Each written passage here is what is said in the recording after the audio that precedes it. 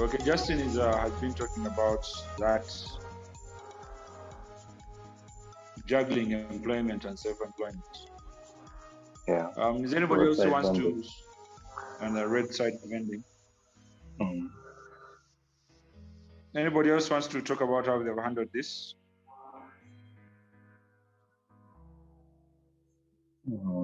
Welcome, Kenneth, Marianne, Kakashimoto. Nice to meet you guys. IDR, you've been around. Could you give us something? Share your experience of the lockdown. For those who have just come in, we have been talking about our experience of lockdown before we even talk about how to be a resilient business. We are looking at, yes. Justin, you're back. Okay. Justin is back. Sorry, guys. I'd gone off. It's okay. Hello? Yeah, we can hear you. Yes, you're getting me? Yes, we are. Yes, now we are getting you. Yes. So I just decided. Yes. I just decided to. All right. I just decided to cut off my one employee that I had. Yeah. So I am just handling it with family. Yeah. One lucky thing, at least they know what to do. They've learned what to do. Yeah. So I'm having unpaid labor. Yeah. Which is still hard to push, but it's all I can afford for now. But I have to be honest, the profit margins are nearly, they're just too small in that they're on a level sustaining, like just mere sustaining. They barely sustain the movement of the business. So it is as hard as it sounds, or probably as it is everywhere. So please, back to you. Okay. Thank you, Justin. Kenneth, you're welcome. IDR and Kakashimoto. What we're talking about, Dennis as well. Somebody wanted to understand what we were discussing earlier. IDR, before you speak, I just wanted to say we are discussing our experience of the lockdown in our businesses. In this case, we're talking about restaurants, but if you have another experience outside of the restaurant business, it's okay to share it. Even if you do not have a business, your experience, even as a client, even as a neutral person in this lockdown, your experience or your experience is enlightening in this situation. So feel free to share. Yes, idea. Yeah, hi everyone. I'm Idris. Hi. I'm not into the catering world, but I'm running a private wood workshop. Yes. In Waise. So as in Waise, there is practically work is ongoing, although the customers reduced. We are running a few machines. How we are dealing is that we usually pay the workers per day, but right now, since there are fewer customers coming in, we always have those employees we pay at the end of the week. So for those employees, we're requesting them to cut back on their amounts. That is one thing. Then the other thing, before the lockdown, people used to come earlier. but now they have to trek to work. Yeah. So in this scenario, we are opening up late at work, and it is really understandable. Yes. Then the other thing that I recently got to know about is that I was reading. I know this is about resilience, but overall, is that these shocks. Someone wrote that these shocks come every period of about 10 to 15 years, because if you look back, maybe in 2010, we had a financial lockdown.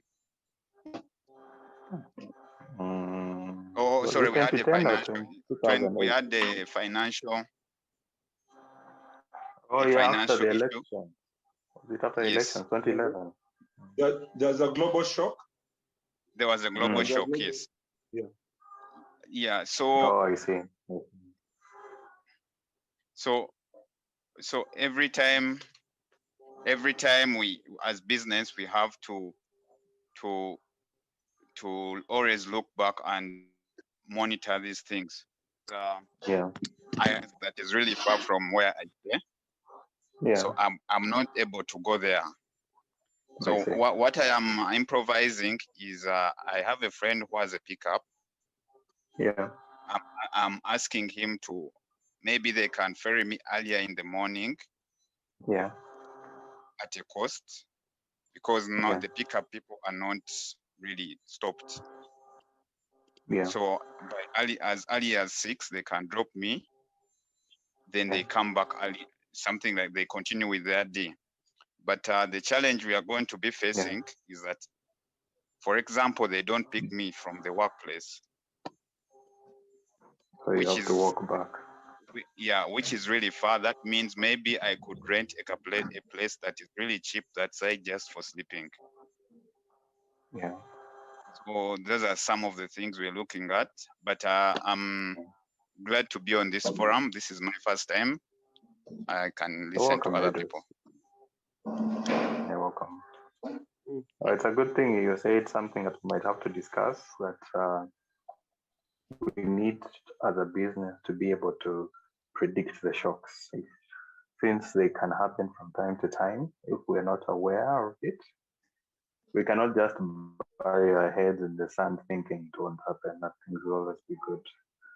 Maybe we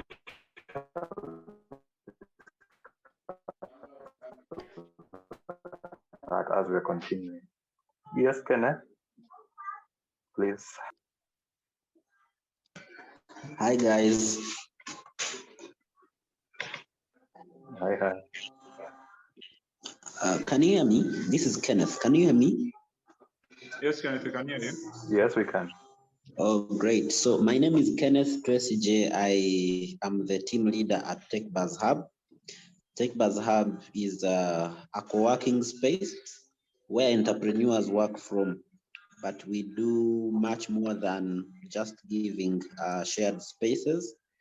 We also do provide training programs for entrepreneurs. We do matchmaking for mentors and mentees.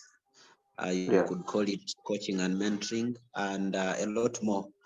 But of course, when it comes to a lockdown like this, we are one of the other sectors that are hit hard.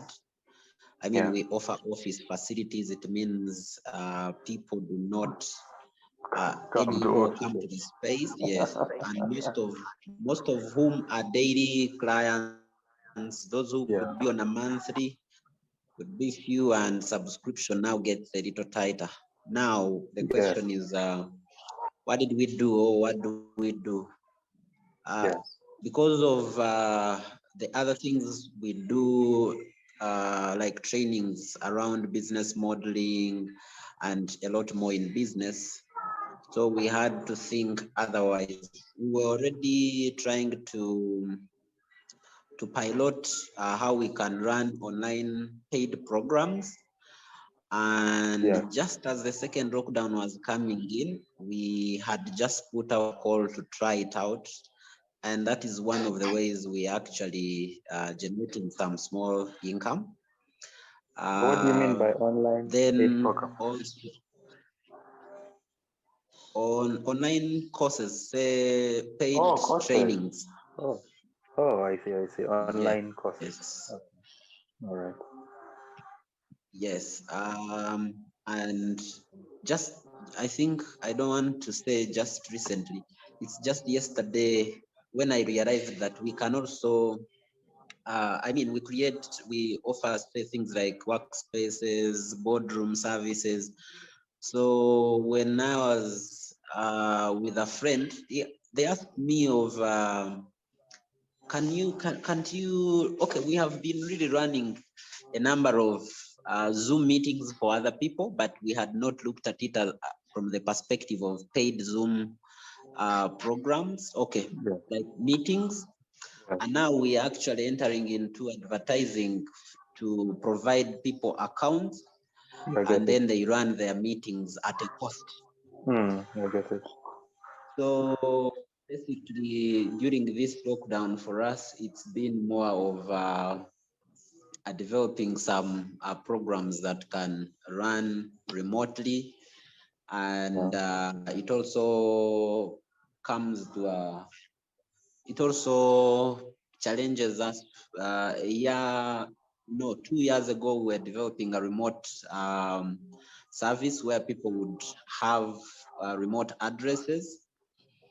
So we are also pushing for that very hard, and we are seeing people, come in, of course, few, but at least they are coming in slowly. Yeah, that is how we are managing to survive during the lockdown, really. Nice. That's Thank true. you. The online service definitely allows for businesses to continue regardless of their situation. Of course, in our case as restaurants, we have to consider the delivery aspect of things, and so it is important even as we're talking about resilience. One of the ways to be resilient as a business is to go online, because you're able to reach a lot more clients, but also needs a good understanding of an online business. We shall still discuss that as we continue. This topic is quite wide, so even as we're discussing it, I don't think we'll be able to finish it in one meeting, but we might tackle it in 3 meetings. But I appreciate that already in the beginning, we are sharing some ideas that we can apply in our businesses. Dennis, you're welcome.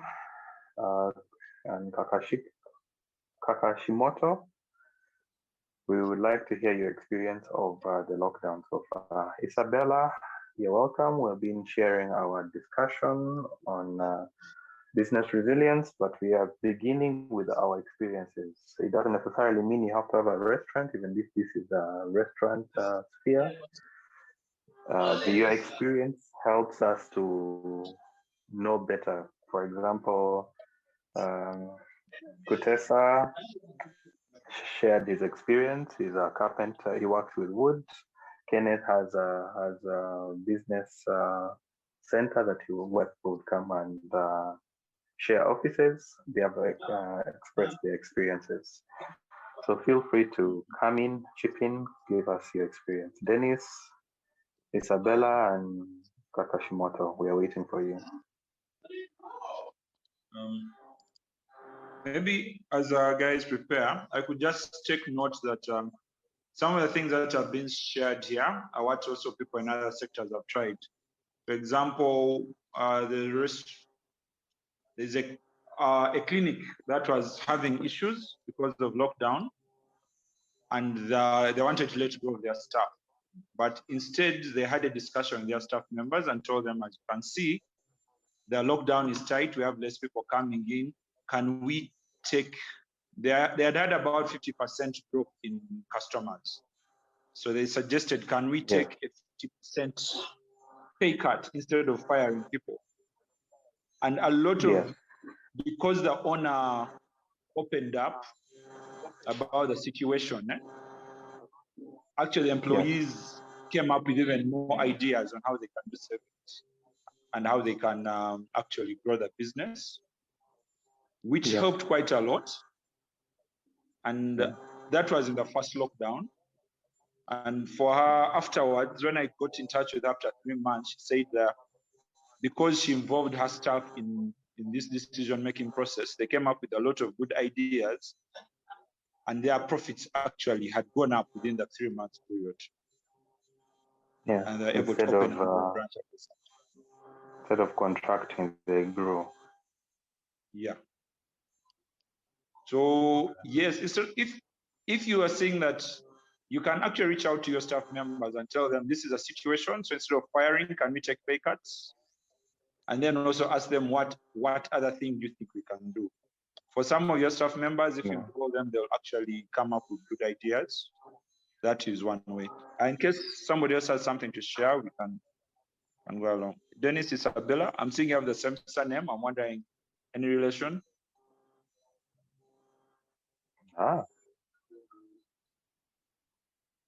And actually, as we are waiting for them, Abid, could you share your experience in your sphere?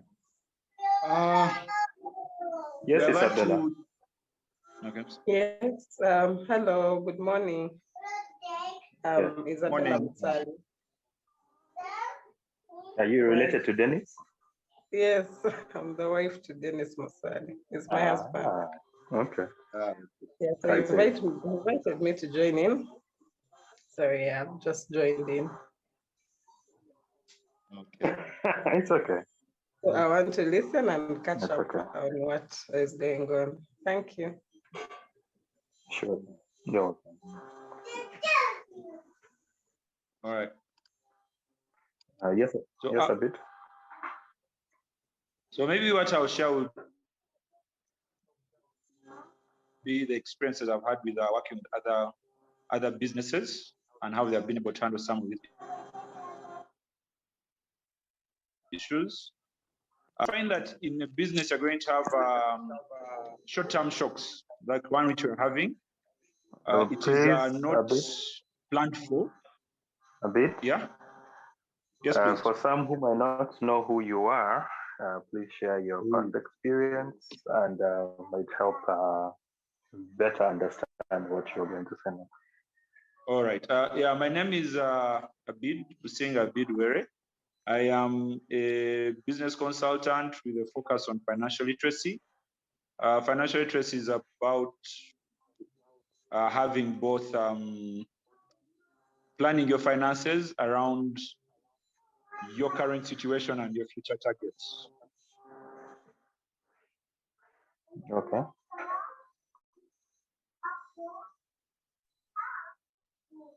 So that I used to have a food business, which I put on hold to concentrate on the financial literacy business for now.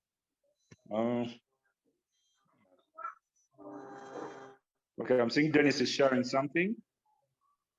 Yeah. So maybe James, you can check what he has shared. I will continue sharing. I'll share it afterwards. Okay. Continue. So we help with businesses, even individuals, just to plan their finances a little bit better. Like the long-term shocks. Okay, not the long-term, but the sort of those that you can foresee. This is if you keep a cycle, if you keep records of your business, you will notice that your business goes through cycles. There are times when business is high, when business is low. So the situation in that case is to plan. So when you're having a high season, like for example, in the tourist industry, even in the food industry, and even the transport, like Dennis is in, there are periods where business is high. So in those periods, and a number of entrepreneurs make mistakes in that they become extravagant in those periods. Yet the best thing to do would have been to actually make savings in that period, such that when your business is low, you're able to continue in that period. as you go through it. So when you're in the valley, the amount of money you made when you are on the mountaintop is what helps you until you reach the next one. The next mountain. People in the tourism sector, so people in the tourism sector do this quite well because they do effectively. Tourism has maximum 6 months a year in which they're operational. So they tend to actually plan for this much better.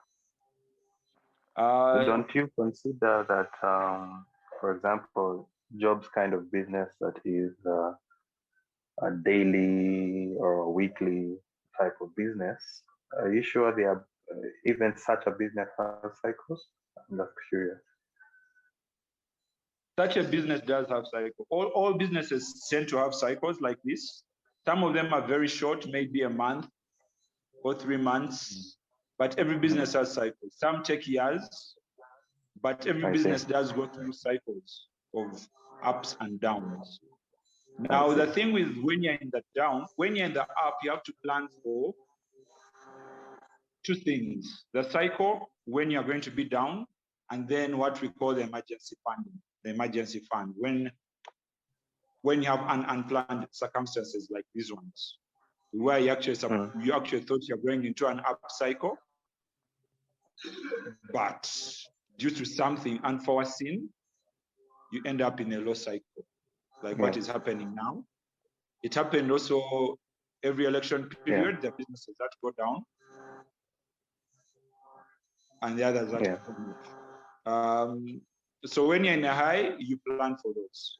But now we're looking at a situation like now where you haven't planned. So the up, or when you have just started your business, for example, a situation that Job is in, he has just started the business, or than that Bob is in, the business was also starting to come up. The ideal situation when you're starting your business is that you sort of have enough funds to operate without profits for a few months, which is 6 months. However, our Ugandan situation is that we rarely have that as something, because we usually just start. So we find that it is difficult to have a situation where you're actually planning for all this for 6 months of losses, which would be your most ideal situation when you're starting business.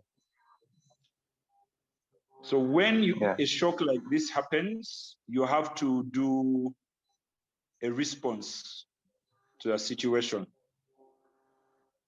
One is to minimize your costs. And then the second is to also evolve your business according to what the customer needs. For example, right now, if,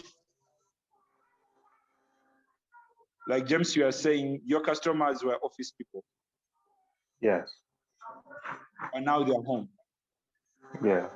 And they're eating from home, and it's an extravagance to spend on something that would have been enjoyed at the office. Yes, that is true. So you have to change according to the customer's reduced spending power, because even the ones who have the money are unsure.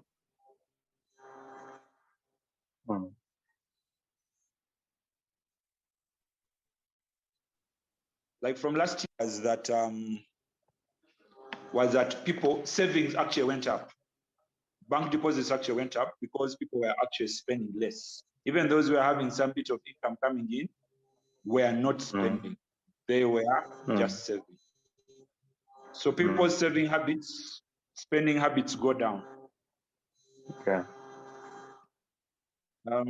So now you have to convince people to spend.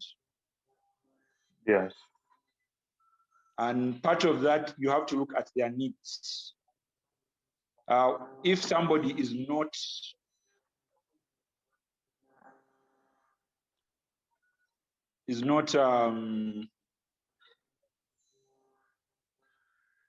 spending as they used to, what is their priority at the moment? For example, I saw Bob trying to do deliveries of beer to homes, which is good. Yeah. But now somebody also look at the prices. Yeah, they'll compare. Yeah, they will be comparing prices. Also, if you are doing a delivery business, a food delivery business, you have to change what food you deliver to people. And one of the things that you can do is kind of reach out to your customers and ask them, what would you like, instead of how would we serve you better in this current moment? I find that is really the easiest way to evolve. You look at the needs of customers and what they are looking for at that moment, and actually call them.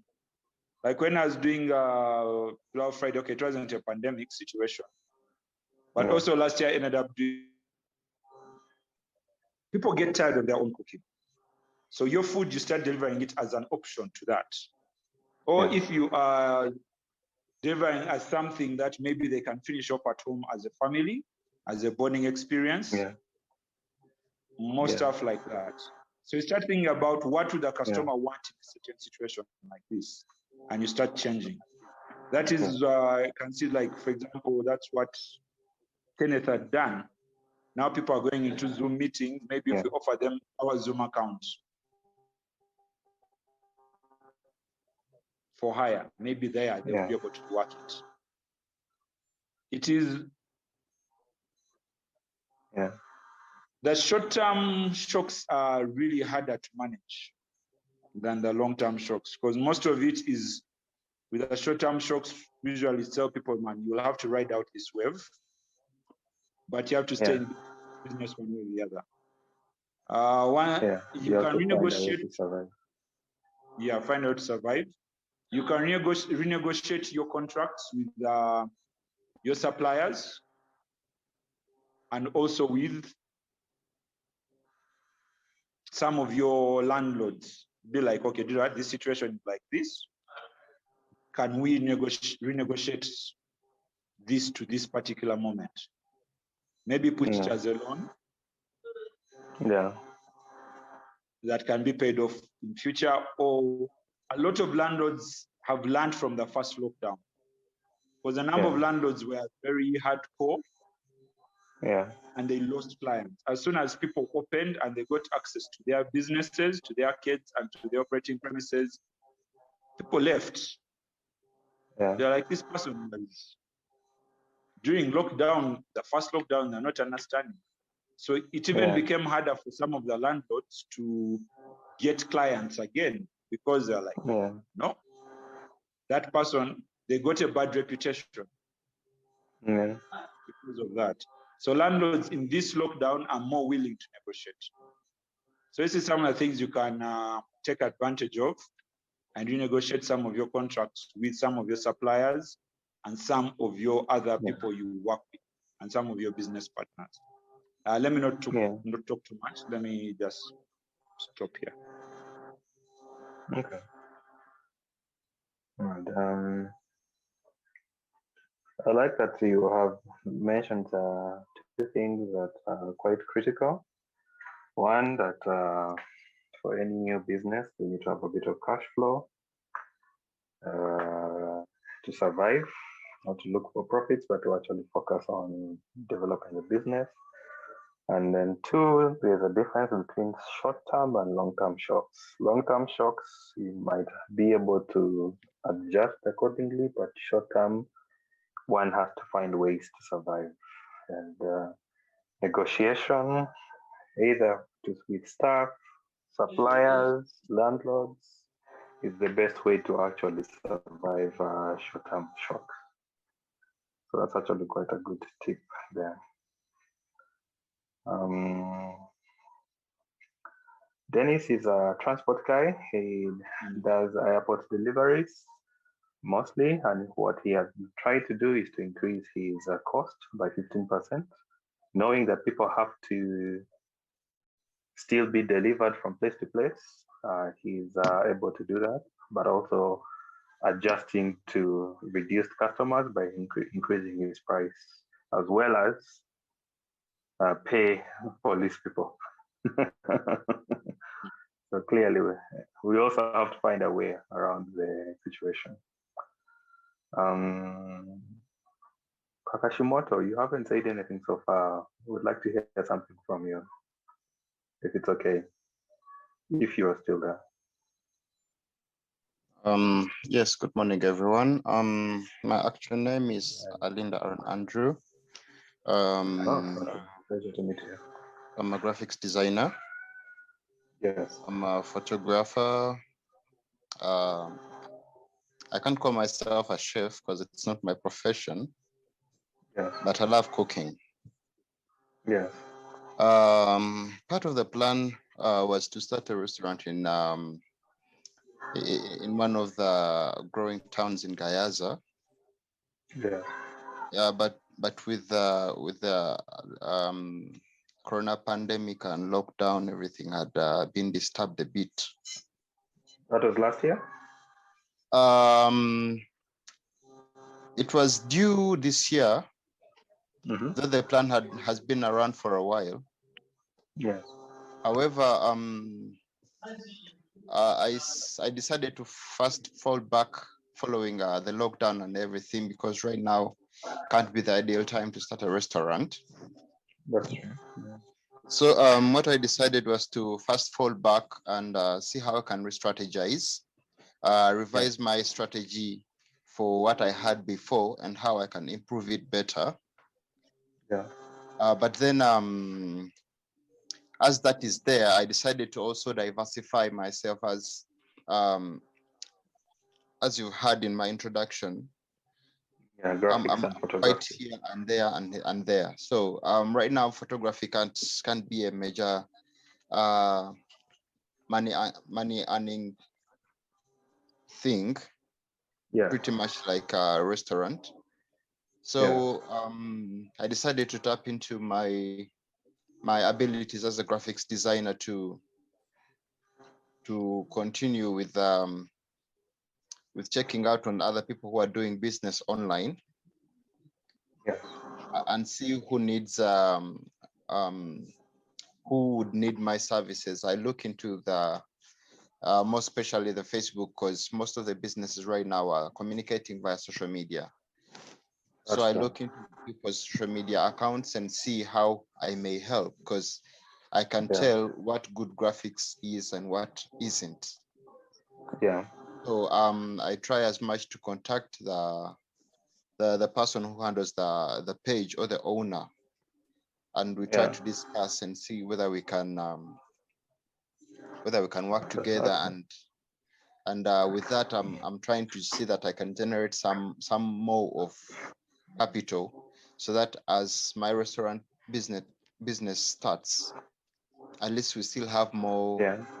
We still have more funds to help us out.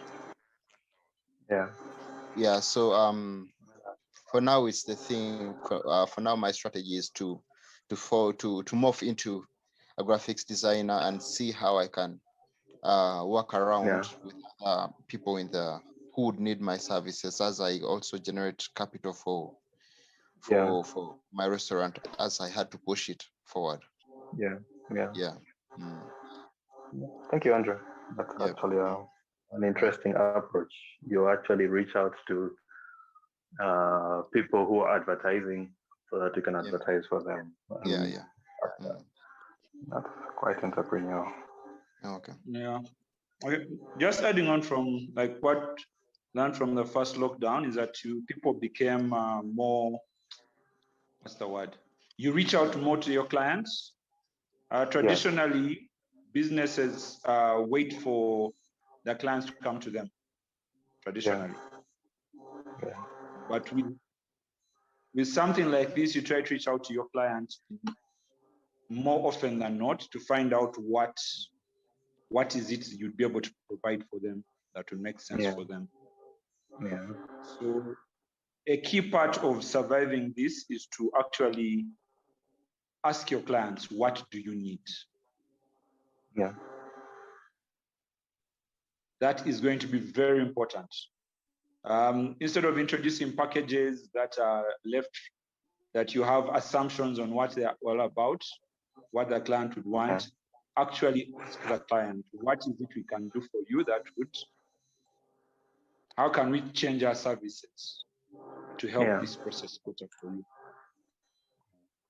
Though a bit, from my experience, I've noticed that it's best you give them options.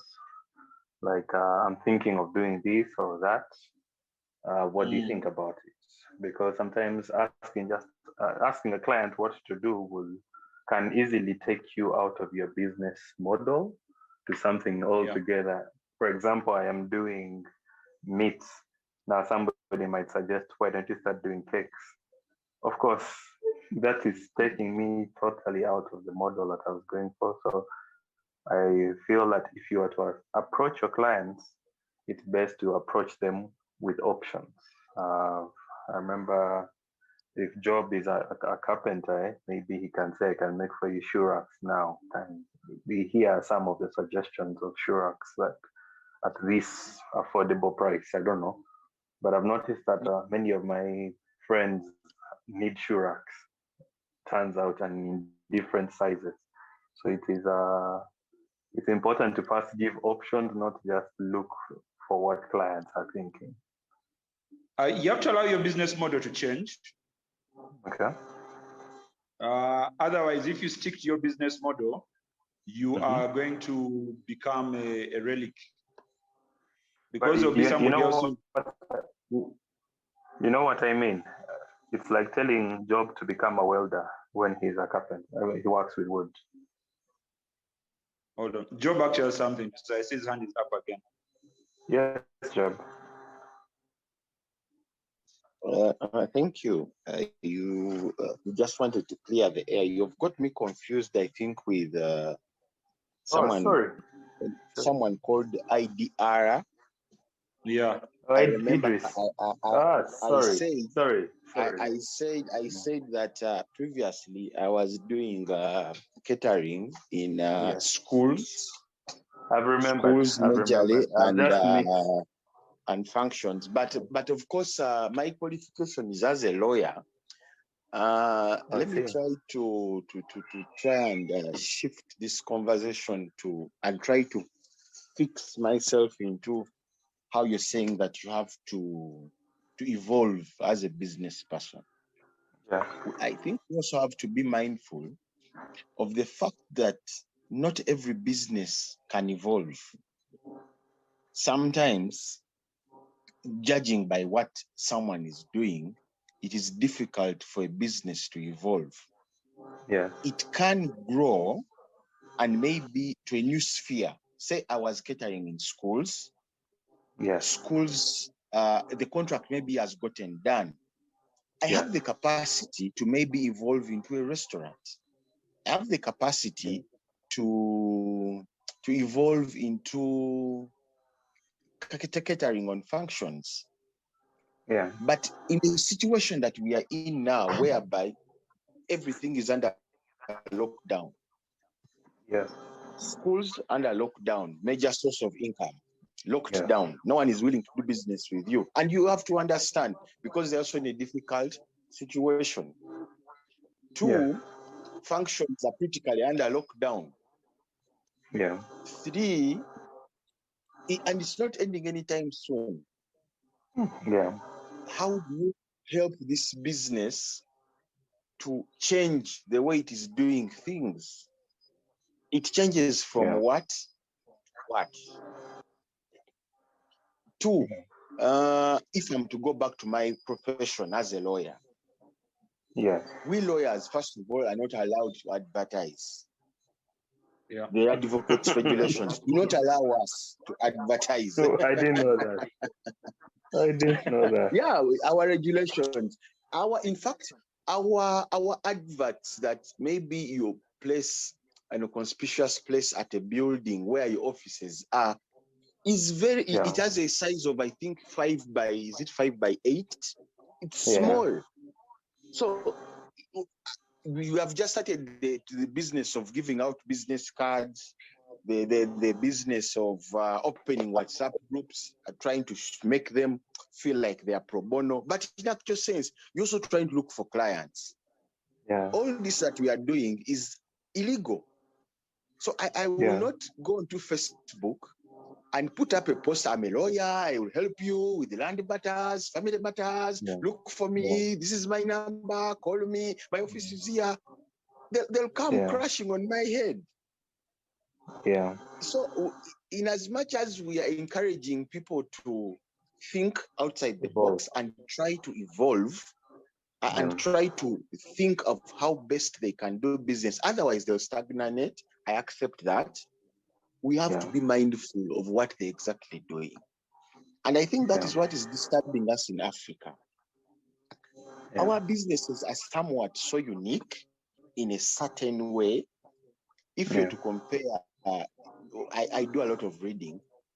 If I'm to compare the way I see how businesses are run in Europe compared to how we run ours here, I like the other, I think it was either Bala who said the best way to open a business is you have all the money to run for about 6 months or a year, in the hope that you're not making any profit, but you're hopeful that by the time this period ends, I'll have made some money. So really, I'm just requesting that this discussion, we don't look at something from our perspective. Let's look at a lady who was frying chips in the marketplace at night. There are people who fry during the day. For these people who fry during the day go away, and this lady comes at night. You've put curfew. That means she can't work at night. So what do you see that conflict? That conflict is really so difficult. So I'm requesting that we try to look at it as a whole. Thank you very much. Justin was the one who does the food vending, who had talked about his food vending experience and how difficult it has become, that he has to even lay off his only worker and his family is now working for free, so to say. So yes. But that is actually a form of evolution. Okay.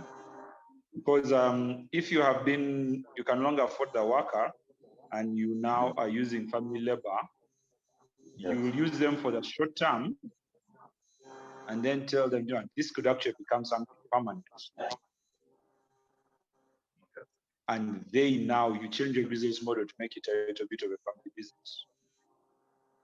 Okay. Because the evolutions of a business don't have to be really big. They can be small things that are responding to particular elements that are available. Yeah. So being able to do that at the moment would be, because you're trying to look at what can I survive in the short term. Yeah. And also another option is, can I close for now? You don't even have to continue, just stop. Yes, because if your sales have gone down, you're unable to renegotiate. Yeah. Maybe there for now you close. Yeah. It is not failure, but it is the situation, the reality of the situation that you're unable to go forward in your conditions. Because like this morning I was saying that there's been a really, really huge step up on by the police on cars on the road. Yeah. So that means in the next few days there are actually going to be less movements. Yeah. So how do you if your clients have been sneaking around to get to you, how are you going to handle the situation now? Like what was mentioned, that the cars and pickups are now being tightened up by Job. Job had mentioned it for Idris. It might be quite difficult for him to move from place to place. And that will only make things more complicated.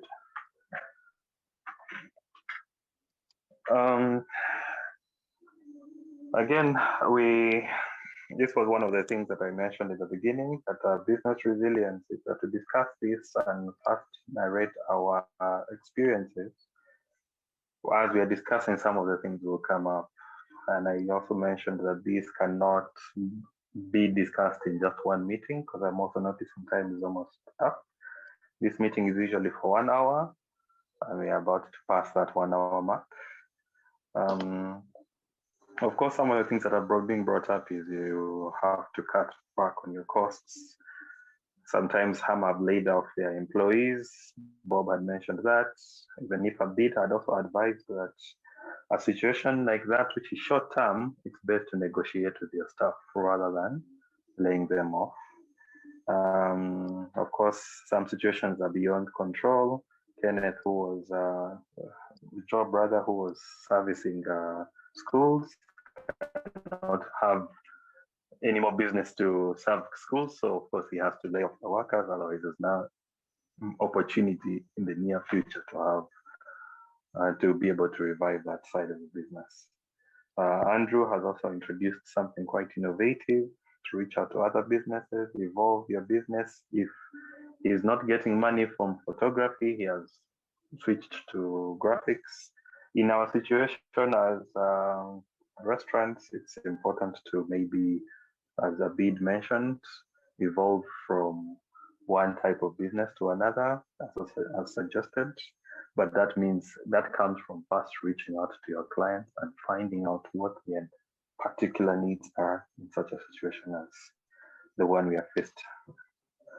Also, one good pointer that was brought up was predicting the shocks, because there had also been a rumor before that there would be a lockdown. Because this is not the first lockdown, but the second lockdown in Uganda, it is important for us to actually be able to plan for such shocks. In this case, Abid mentioned having savings. Do not spend all the money that you make in the good times, because every business goes through cycles. There are businesses, a time when you will get many clients, there'll be a time when you get few clients. It's important to even out that, and that can only be determined if you're recording all your cash flows to predict the cycle, and also to know what is happening in the news. Since we already felt that something was about to happen, and we had always been talking about it, it's important to be able to plan ahead of time, put aside some money, negotiate better. In fact, at this point in time, a bit suggested negotiations. I feel like if you can negotiate with your suppliers, with your landlords, the new negotiation helps when you get out of the lockdown to be able to recover the losses that you have incurred. Unfortunately, for some people, it has been quite difficult. Justin, for example, who is an employee, had to take a cutback on his salary. His roadside business is also still at base level. So at some point also it means giving up is an option. Sometimes completely changing your direction. Maybe if this is not working, close it, do something else is an option as well. Surviving and being resilient is not just as a business, but also as a person. So it means that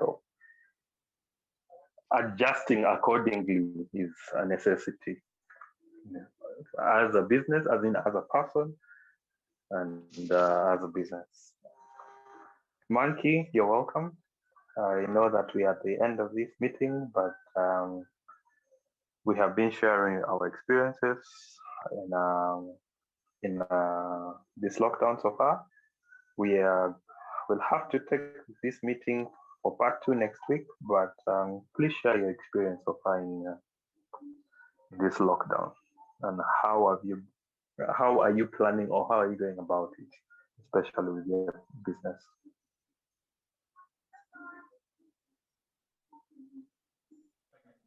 Hi everyone. Hi. This started off, okay, before the lockdown, things were going well. But my lockdown is kind of closed to business at the moment because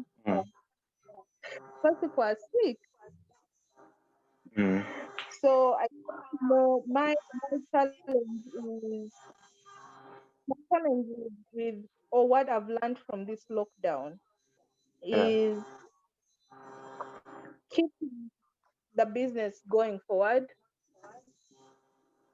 regardless of generally, you know how you have that one person that does say he grills the best. Now, if that person falls sick, who is going to grill the meat? Yeah. So what I've learned is to have backup employees. Yeah. I don't know if Backup you. but if backup employee is backup suppliers, meaning even if I don't make money, but I know I can offset myself to someone else whose whose product will match my level of skill or delivery, just to keep going, and I don't lose them after a month or something. But backup suppliers are important. Yeah. Okay. That's actually also a good thing.